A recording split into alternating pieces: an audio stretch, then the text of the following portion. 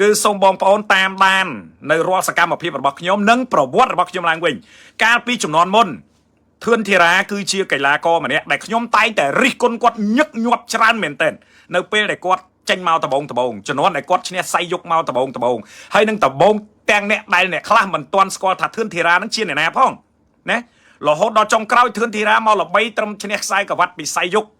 នេះហើយគឺជាពេលវេលាដែលធ្វើឲ្យធឿនធីរ៉ាចាប់ផ្ដើមឡើងកោតមានគេស្គាល់ច្រើនគាត់ចាប់ផ្ដើមល្បីពេលនោះខ្ញុំចាប់ផ្ដើមតាមដានការប្រកួតរបស់គាត់ញឹកញាប់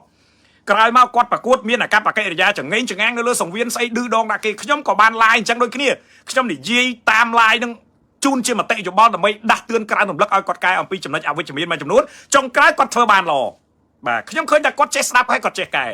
អញ្ចឹងទៅយើងក៏ចេះតែតាមដានរហូតទៀតរហូតដល់បន្តមកទៀតគាត់ក៏ចាប់ផ្ដើមល្បីល្បាញមានគេឈ្មោះបោះសម្លេងតម្លៃខ្លួនកាន់តែថ្លៃមានអ្នកគ្រប់គ្រងកាន់តែច្រើនចាប់ផ្ដើមពេលដែលគាត់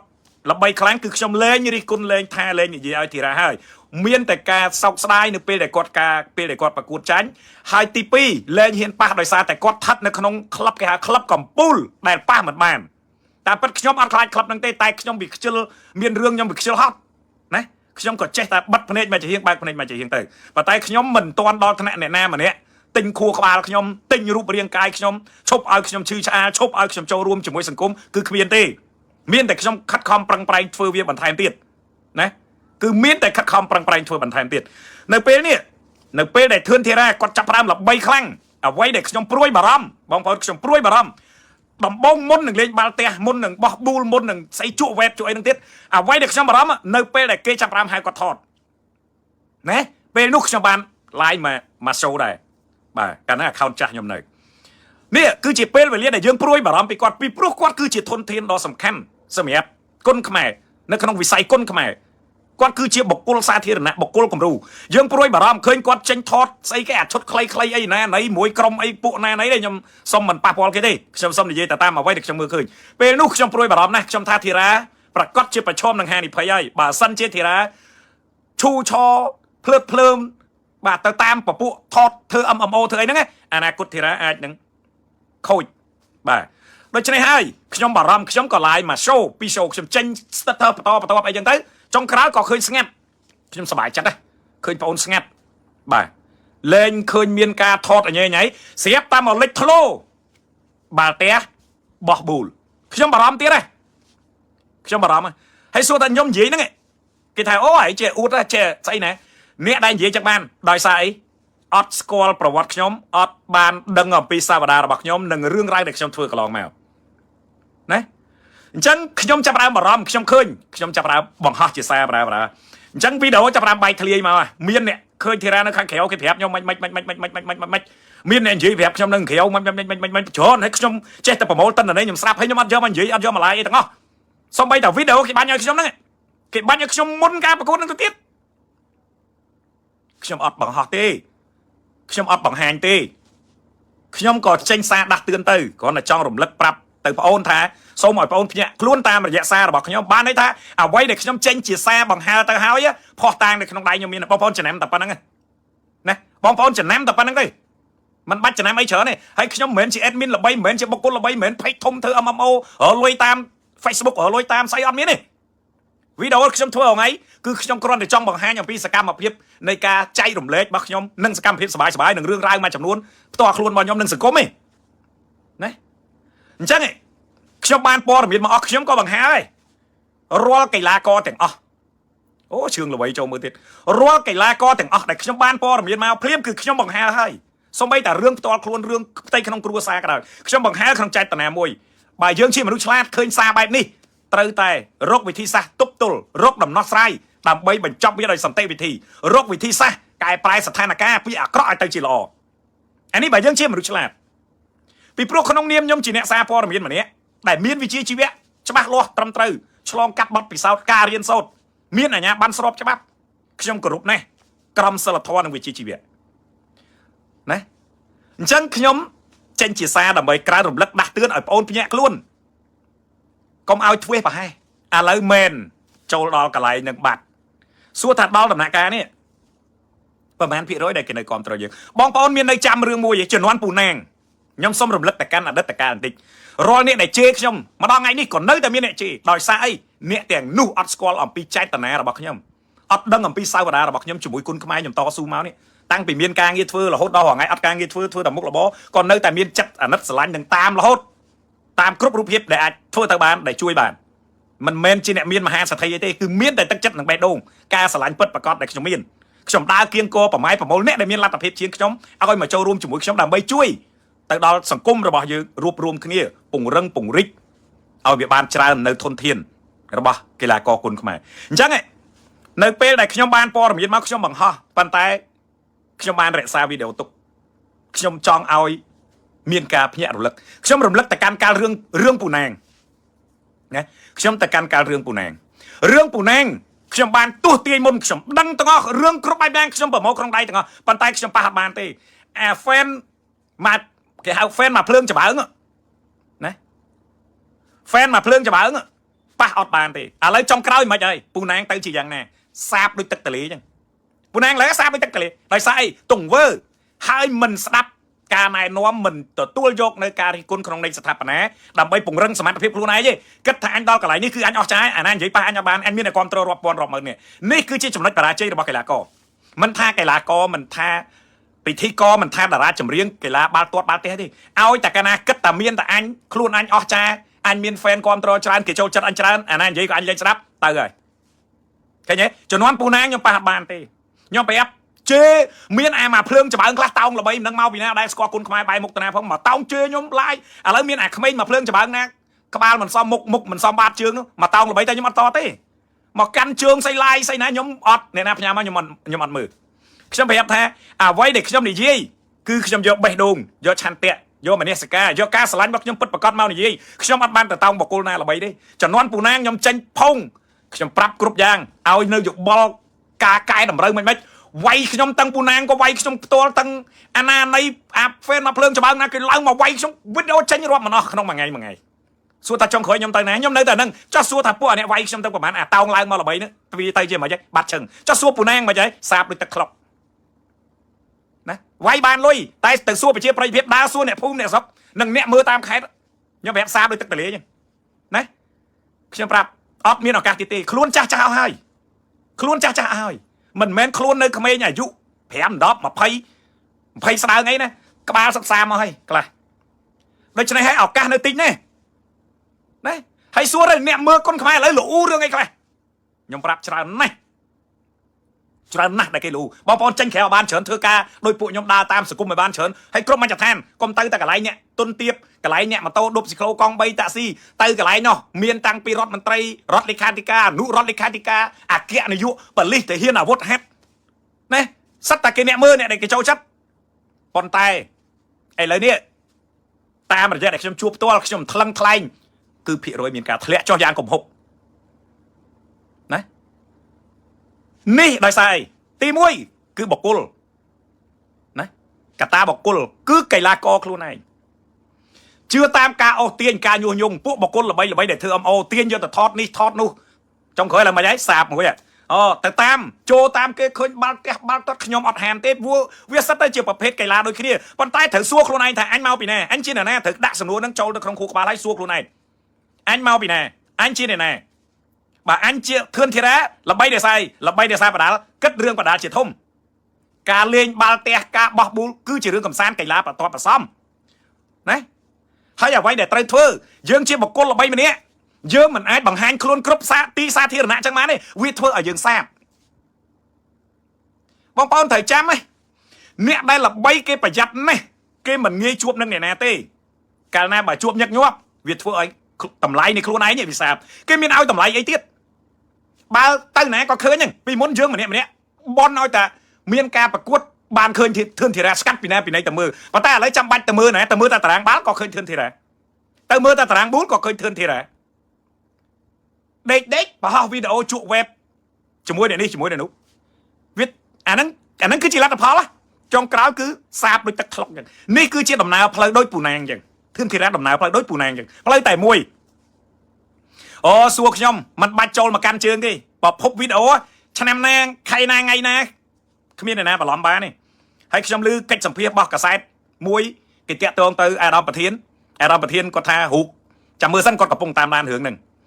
ខ្ញុំឲ្យគាត់ធ្វើទៅខ្ញុំអត់លូកទេហើយខ្ញុំក៏ជាអ្នកកសែតដែរតែខ្ញុំអត់ទៅសម្ភាសទេដោយសារវាអត់ប្រយោជន៍អីទេចម្លើយខ្ញុំដឹងរួចស្រេចហើយ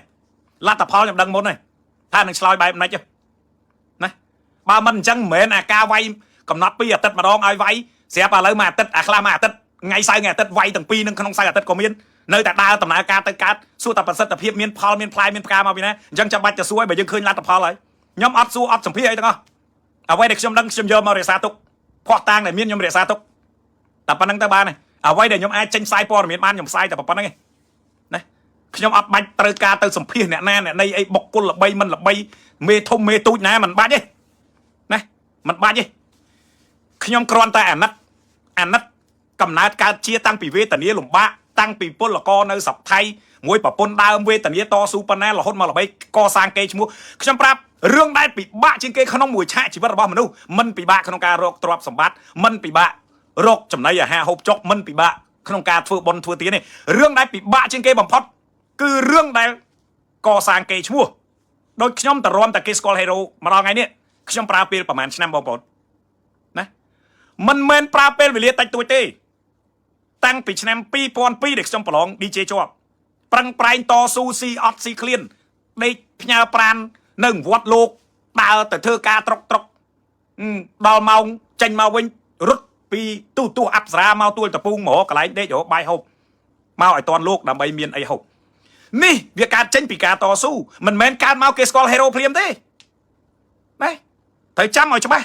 ត្រូវស្គាល់ខ្លួនឯងឲ្យច្បាស់មិនមែនមានឡានជិះទំនើបមិនមែនមានផ្ទះល្អនៅមិនមែនមានរបស់ល្អប្រើដោយសារបាល់ផ្ទះដោយសារប៊ូលដោយសារការជក់វេបទេគឺកើតចេញអំពីកម្លាំងយើឈាមសាច់ស្រស់ឈាមស្រស់ប្រកួតបដូរផ្ដាច់នៅលើសង្វៀនណាត្រូវចាំគុណខ្មែរឥឡូវគេលូឯម្នាក់គេថាលេងចង់មើលបងប្អូនចូលទៅអានខមមិនខ្ញុំទៅរាល់ការដែលខ្ញុំផុសមិនបាច់ចាំទៅមើលអីណាច្រើនដល់គេអ្នកល្បី admin គេមាន follower រាប់រយ K មើលតែអាកូន page របស់ខ្ញុំទូចទេមើលតែខមមិនទៅដឹងគេលេងចង់មើលហើយវាចាប់ផ្ដើមសាបហើយវាអាចវិលត្រឡប់ទៅកាន់ភាពដើមរបស់វាវិញគេហៅថាវត្តដាក់គឺជាការវិលចុះវិលឡើងវាអត់ទៀងទាត់ទេអនត្តាណាអញ្ចឹងហើយបានជាខ្ញុំពេលខ្លះយើងនិយាយយើងការពារខ្លាច់ខូចអនាគតយើងនិយាយពាក្យត្រង់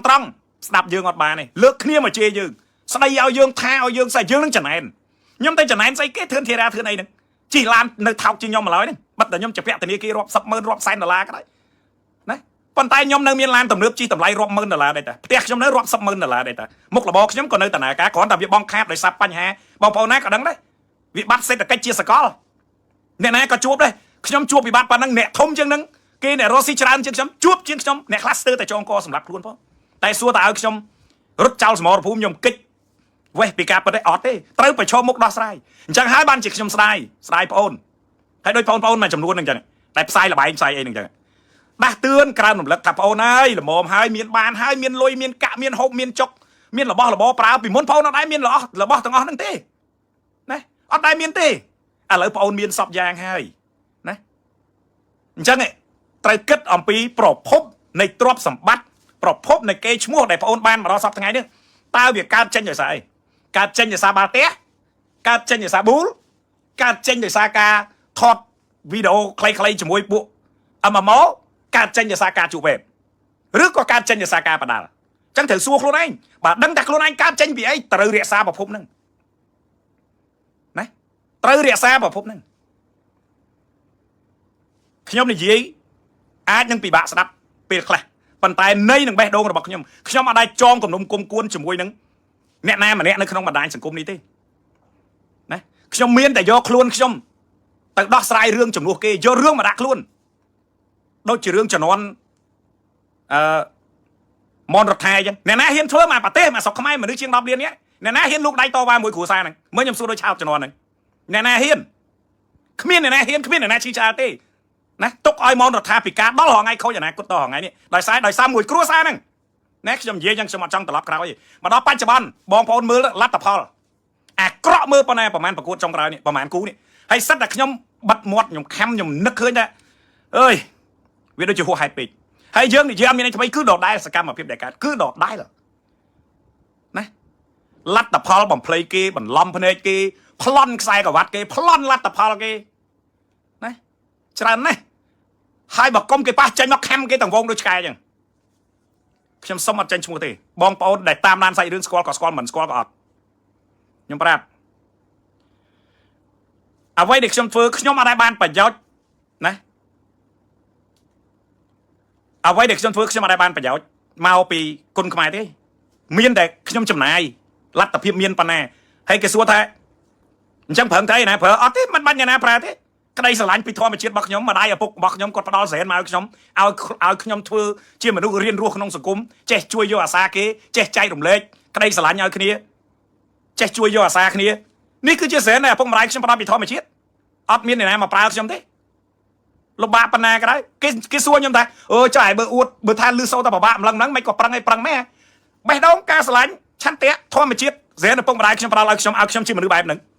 ចឹងខ្ញុំខំខ្លះស្រែកខ្លះសบายខ្លះពិបាកខ្លះទៅមានអីពិបាក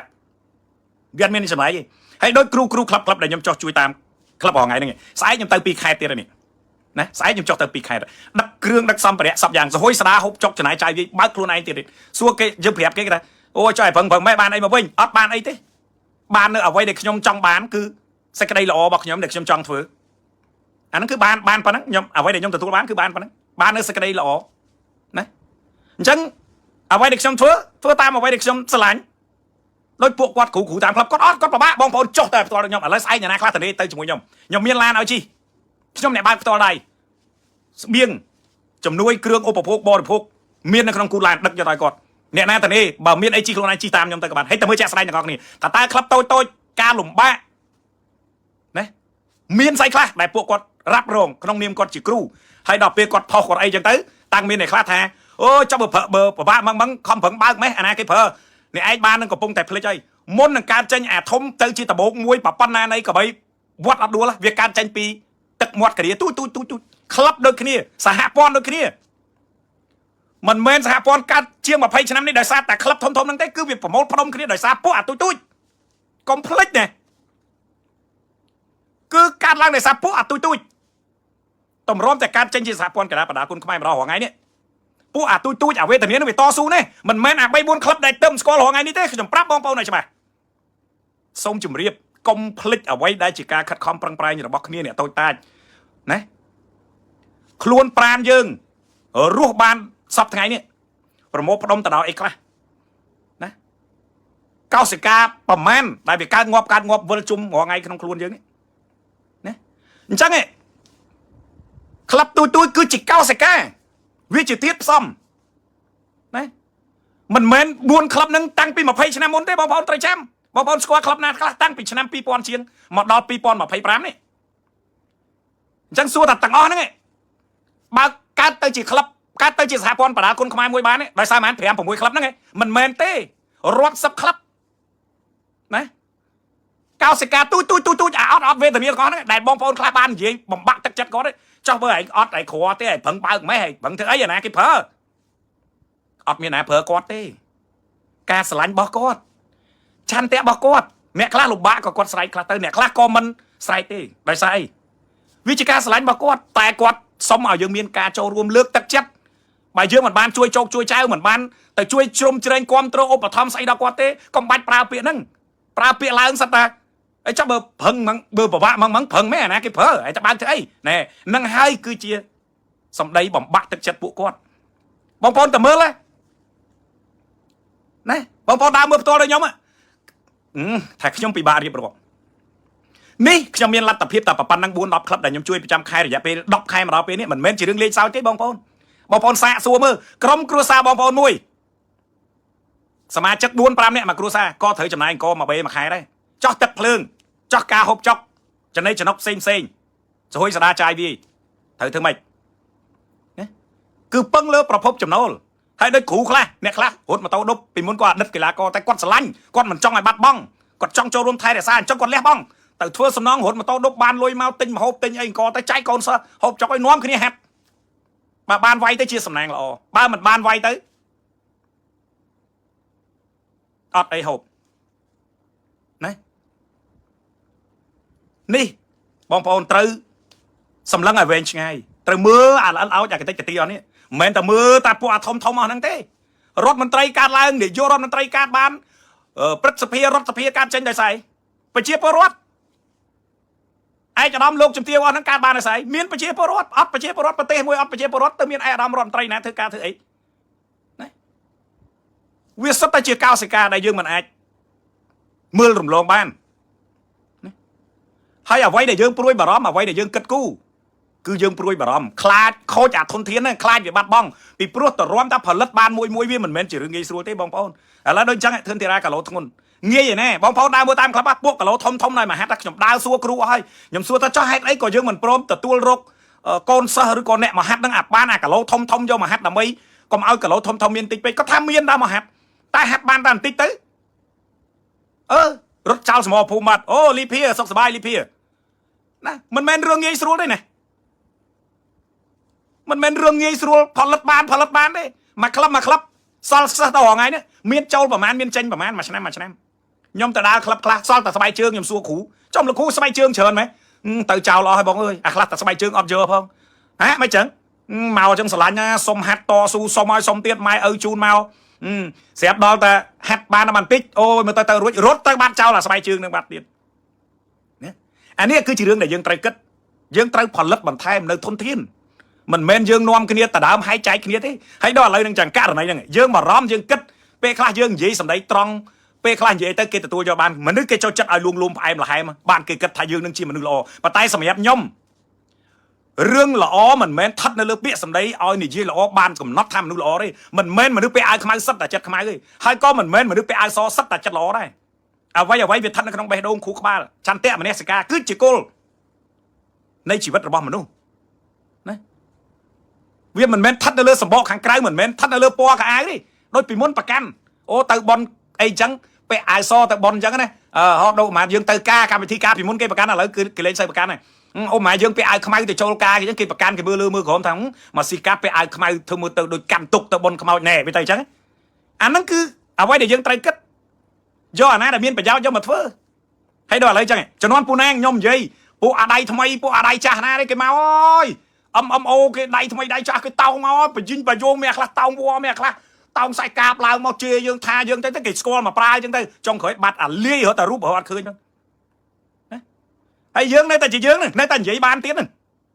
ហើយបើគិតថាខ្ញុំនិយាយប៉ុណ្្នឹងខុសមានផុសតាំងច្បាប់ណារកឃើញថាខ្ញុំអាចជាប់ទោសទណ្ឌប្តឹងដាក់មេធាវីប្តឹងដាក់ពាក្យប្តឹងក៏ហៅខ្ញុំទៅណាយកទៅធ្វើមិនប្តឹងទោសទណ្ឌតាមនីតិវិធីច្បាប់ហ្នឹងទៅខ្ញុំមិនបានរត់គេចទៅណាទេឥឡូវឃើញទេពីររឿងធំបារម្ភគិតហើយបងប្អូនអត់ដឹងទេខ្ញុំជួបពួកគាត់ក្រៅពីមុនណាកាលមុនគាត់ល្បីជួបគាត់ទាំងអស់តារាល្បីស្រុកខ្មែរហ្នឹងកីឡាករល្បីស្រុកខ្មែរហ្នឹងតាំងពីអាខ្លះនៅកូនក្មេងដើរអាឡេឥឡូវមកវាយអត់លុយជីឡានត្រឡប់ទៅវិញខ្ញុំឲ្យសហុយឲ្យបាយហូបមកឥឡូវវាធ្វើចរិតកតឿអីណាពេលខ្លះវាយបហាបងចុងក្រោយមានស្អីឥឡូវចាប់ផ្ដើមស្ងប់ស្ងាត់ចាប់ផ្ដើមសាបអញ្ចឹងបានខ្ញុំប្រាប់ថារឿងដែលពេលដែលមនុស្សម្នាក់ដែលល្បីហើយគឺជាសំណាងពីអតីតជាតិដែលយើងបានសាងណាមិនងាយអ្នកណាធ្វើឲ្យខ្លួនឯងល្បីបានទេហើយក៏មិនមែនប្រើពេលវេលាខ្លីដើម្បីឲ្យខ្លួនឯងល្បីបានដែរមានតែវិធីថោកទាបនាសម័យយុគសម័យបច្ចេកវិទ្យានេះទេដែលគេអាចធ្វើឲ្យខ្លួនល្បីទាំងថោកទាបល្បីធ្វើរឿងពាលីអាវ៉ាសែដើម្បីល្បីអានឹងវាល្បីដែរតែល្បីរបៀបថោកទាបតែបើល្បីរបៀបថ្លៃធ្នូបងប្អូនពិបាកណាស់បនពិបាកធ្វើពិបាកសន្សំមិនងាយបានផលតែបើបាបឆាប់បានលឿនណាមិនមែនជារឿងងាយទេយើងស្ដាយយើងបានគ្រប់យ៉ាងពីបដាល់តាសើមើលដូចពេជ្រសម្បត្តិមើលស្ងប់ស្ងាត់ល្អបងប្អូនត្រូវចាំថាមិនទឹកស្ងប់មិនប្រកាសថាអត់ត្រីអាបងដែលមានមាត់កផ្លេចញ៉ៃបូមចំណាស់រត់តែផ្ទុកមួយអាំងហូបអត់បានផងខ្ញុំធ្លាប់អស់ហើយមាត់ឡើងអាញុំពេញក្នុងស្រានោះដាក់ម៉ាស៊ីនដបងពីថ្ងៃដេកចាំចង់ងាប់រីងទឹកមានតែកភ្លៀងចាត់អាត្រីផ្ទុកត្រីឆ្ដោអីមានណាអត់បានស៊ីហើយបើបងនោះទៅឲ្យស្ងាត់ឈឹងយូរសុំមាត់មួយបុកត្រីវាចាប់នុយអើយដឹងតែបូមស្អីទេអាឬមួយថ្ងៃឬមាត់មួយអីម្ដាយហើយបូមត្រីរស់ចំកន្លះតោននេះក៏មានដែរដូចគ្នា